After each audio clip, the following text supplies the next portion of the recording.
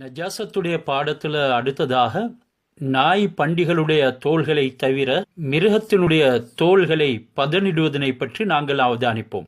சுத்தமான மிருகங்கள் அது செத்தவைகளாக இருந்த போதிலும் சரிதான், பதனிடுவதின் மூலமாக சுத்தமாகிவிடும் என்று நமக்கு ஷரியத் கூறுகிறது. பதனிடுவதற்கு அரபியினிலே அத்தபகு தபக் செய்வது என்று கூறப்படும்.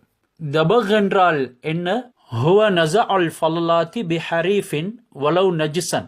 மிருகத்தினுடைய தோலை அறுத்ததன் பின்னால அதிலே ஒட்டி கொண்டிருக்கக்கூடிய மாமிசம், இரத்தம், மேலும் மனிதர்கள் வெறுக்கக்கூடிய துர்வாடைகள், அவைகளை நீக்கி அதனை மனமானதாக ஆக்கி தன்னுடைய பாவனைக்கு எடுத்துக்கொள்வதற்கு நாம் அந்த லெதரை பதனிடுவோம். எனவே இப்படியான வஸ்துக்களை அந்த லெதரில் தோலில் இருந்து கலட்டுவதாக இருந்தால் காரமான பொருட்களை எங்களுக்கு பாவித்துக் கொள்ளலாம். அந்த காரமான பொருள் ஒரு பறவையினுடைய விட்டை போன்ற நஜிஸான வஸ்துவாக இருந்த போதிலும் சரிதான், அதனை வைத்தும் பதனிட முடியும்.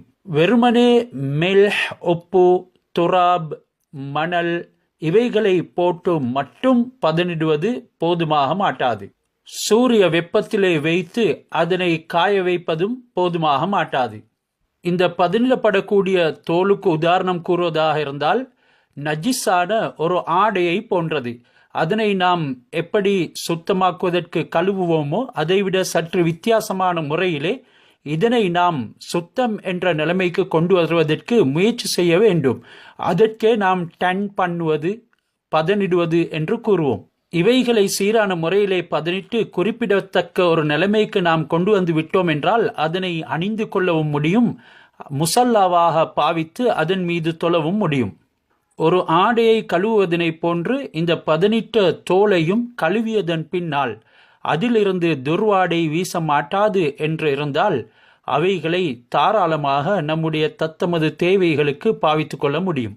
பதனிடப்பட்ட தோலின் மீது அந்த மிருகத்தினுடைய முடிகள் அதிகமாக இருக்கும் என்றால் அது மன்னிக்கப்பட மாட்டாது, அது சுத்தமாகவும் கணிக்கப்பட மாட்டாது, அதனை பாவித்து கொள்ளவும் முடியாது.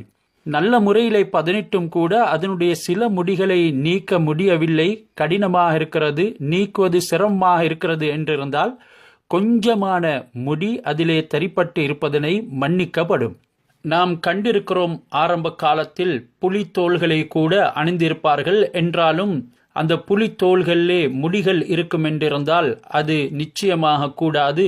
அந்த முடிகள் இல்லாத நிலைமைக்கு ஆக்கி அவைகளை நாம் பாவனைக்கு எடுத்துக்கொள்ள முடியும்.